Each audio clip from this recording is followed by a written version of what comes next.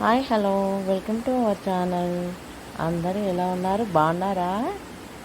ఈరోజైతే ఒక ఇడ్లీలోకి పౌడర్ చేద్దామని అనుకుంటున్నానండి. కరివేపాకు తమలపాకు కలిపి పొడి కొడదామని అనుకుంటున్నాను. అది మీకు చూపిద్దామని ఇలా బ్లాక్ చేస్తున్నానండి. కరివేపాకుని చక్కగా కడిగి ఆరేసుకోవాలి. తమలపాకులని ఒక 10, 15, 20 వరకు ఇష్టం, మన ఇష్టం ఎంత అంటే అంత చేసుకోవచ్చండి. ఇలా చిన్నగా తరుక్కొని పెట్టుకోవాలి. దీనికి కావాల్సిన ఇంగ్రీడియంట్స్ చూపిస్తాను. దీనికి కావాల్సిన పదార్థాలండి: కందిపప్పు కొంచెము, మినపప్పు కొంచెము, పెసరపప్పు కొంచెము. ఇవి దూరగా వేయించుకోవాలండి. వేయించుకొని అలా పక్కన పెట్టేసుకోవాలి. ఎల్లిపాయలు కూడా పొట్టు తీయకుండా కావాలి. మంచిగా ఎల్లిపాయలు వేసుకుంటే బాగుంటుంది ఇందులోకి. ఇవన్నీ కలిపి పొడి చేసుకోవాలి. కొన్ని ధనియాలు కూడా వేసుకోవాలి. ధనియాల పౌడర్ ఉన్నా ఓకే, పర్వాలేదు. జీలకర్ర కొంచెం వేసుకోవాలి. మెంతులు కొంచెం వేసుకోవాలి. ఇవన్నీ వేడి చేసి గోరువెచ్చగా చల్లారిన తర్వాత ఇవి పొడి చేయాలండి. ఈ కరివేపాకు మనం కడిగి పెట్టుకున్నాం కదా, తమలపాకు ముక్కలు కూడా చేసుకొని పక్కన పెట్టేసుకున్నాం కదా, అది కళాయిలో ఒక నేతి చుక్క వేసి కొంచెం నెయ్యి ఇలా వేసి వేయించుకోవాలండి. కొంచెం కరకర అనే వరకు వేయించుకోవాలి. ఇప్పుడు అది వేయించుకుందాం. నెయ్యి వేసానండి. ఇప్పుడు కరివేపాకు కొంచెం వేద్దాము. తర్వాత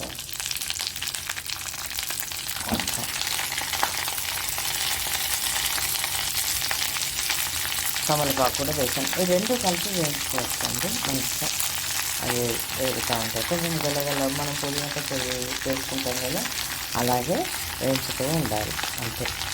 కొంచెం ఇది అటు ఇటు ఒక 10 నిమిషాలు పడుతుందండి. 10 నిమిషాలు ఇవన్నీ కొంచెం దోరగా అయిపోతాయి. కొంచెం ఎండినట్టుగా కావాలి. ఇట్లా పుదీనా వేస్తాం కదా, గలగల అన్నట్టుగా కావాలి. అది అయిన తర్వాత మళ్ళీ నేను ఎలా ఉంటుందో చూపిస్తాను.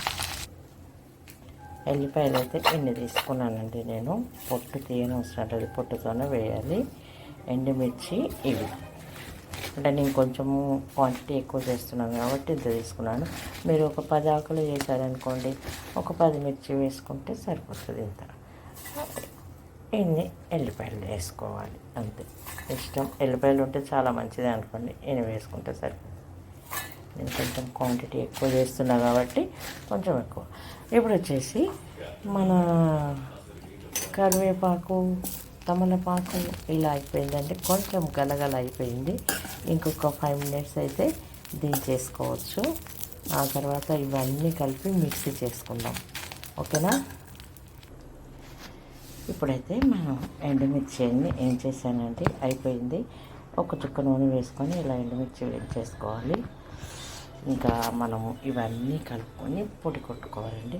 మన పప్పు దినుసులు కూడా అన్నీ వేయించేసుకున్నాం కదండి. ఇవన్నీ పొడి చేసుకున్న తర్వాత మళ్ళీ ఎలా ఉంటుందో నేను చూపిస్తాను. వెల్లుల్లిపాయలు మాత్రం పొట్టు తీయకుండానే వేయాలండి. అంటే కొంచెం పొట్టు పొట్టుగా కనిపిస్తూ ఉంటే బాగుంటుంది ఇడ్లీలోకి. ఒక నెయ్యి చుక్క వేసుకొని తింటే చాలా బాగుంటుంది.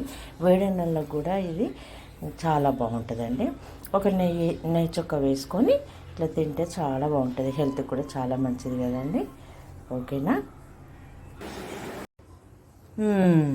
రెడీ అయిపోయిందండి మన పౌడరు.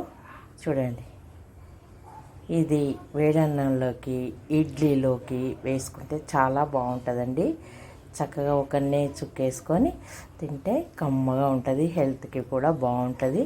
మరి మీరు కూడా ట్రై చేసి చూడండి, ఎలా ఉంటుందో నాకు కామెంట్లో చెప్పండి. ఓకేనండి? మరి లైక్, షేర్, సబ్స్క్రైబ్ చేయండి. ఓకేనా? బాగుంది కదండి, కమ్మగా ఉంది, చాలా బాగుంది. ఓకే అండి, బాయ్.